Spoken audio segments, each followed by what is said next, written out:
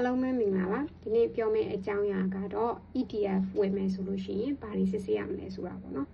အရင်တော့က ETF ပါလဲ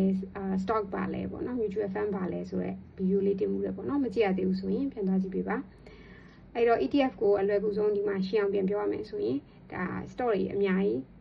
ထည့်ထားတဲ့ချင်းလေးချင်းကိုဝယ်ယူတဲ့သဘောပဲပေါ့နော် individual stock တွေလောက်အမြဲရချင်မှရမယ်ဒါပေမဲ့ဘယ်လိုလူမျိုးတွေယင်းနှိမ့်ညွန့်နှံဖို့တင်လဲဆိုရင်ပထမဆုံးစယင်းနှိမ့်ညွန့်နှံတဲ့သူတွေနောက်ပြကြရင်အလုပ်ရှုပ်မခံခြင်းတဲ့သူတွေပေါ့နော်အဲ့ကောင်လေးETF ကိုဝယ်ဖို့တင်နေရပါတယ်အဲ့တော့ကိုဝယ်မဲ့ ETF ကိုဘယ်လို check လုပ်ရမလဲဆိုရင်ပထမဆုံးဒီ Yahoo Finance ကိုတွားပေါ့နော် Yahoo Finance ကိုတွားမယ်တွားပြီးရင်ကို check လုပ်ချင်တဲ့ ETF နဲ့ tracker symbol လေးရိုက်ပေါ့နော်ဒီနေ့တော့ဒါ QQQ ကိုဥမာပြပေးမယ်ပေါ့နော် QQQ ဆိုတာတော့ဒီ Nasdaq 100မှာတင်ထားတယ်Nasdaq exchange ပေါ်မှာတင်ထားတဲ့100 registered stock ပေါ့နော်financial ဘိုင်းတော့မပါဘူးညာတော့ပြင် technology ပေါ့နော်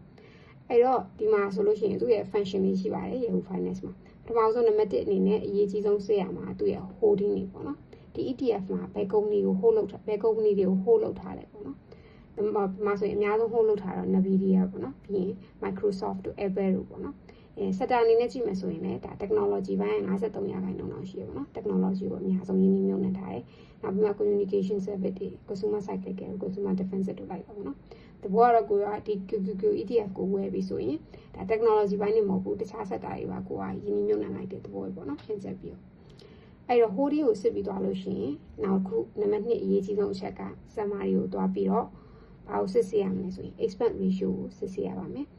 ETF က stock နဲ့မတူတာကသူ့မှာ expense ratio ရှိရပေါ့နော်အလွယ်ကူဆုံးပြောရရင်ပြည့်ပြည့်ထိမ့်သိမ့်ကသဘောပဲပေါ့နော်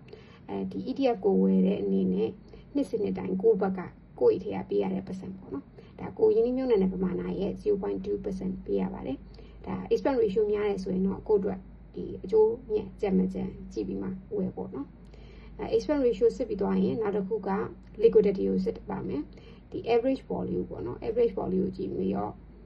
ဒီ ETF ကရောင်းရဝယ်ရလွယ်ကူလားပေါ့နော်ကိုကဝယ်ပြီးပြန်ရောင်းထွက်တဲ့ဟာမျိုးရှိတတ်တယ်ပေါ့နော်အဲ့တော့ဒီလိုရောင်းဝယ်ရလွယ်ကူလားဆိုတာကို liquidity average volume ကြည့်ပြီးဆုံးဖြတ်ပါတယ်ညာတော့ဖြင့်1 million နဲ့အထက်မှာရှိရဆိုရင်ရောင်းရဝယ်ရအရင်ကိုလွယ်ကူပါတယ်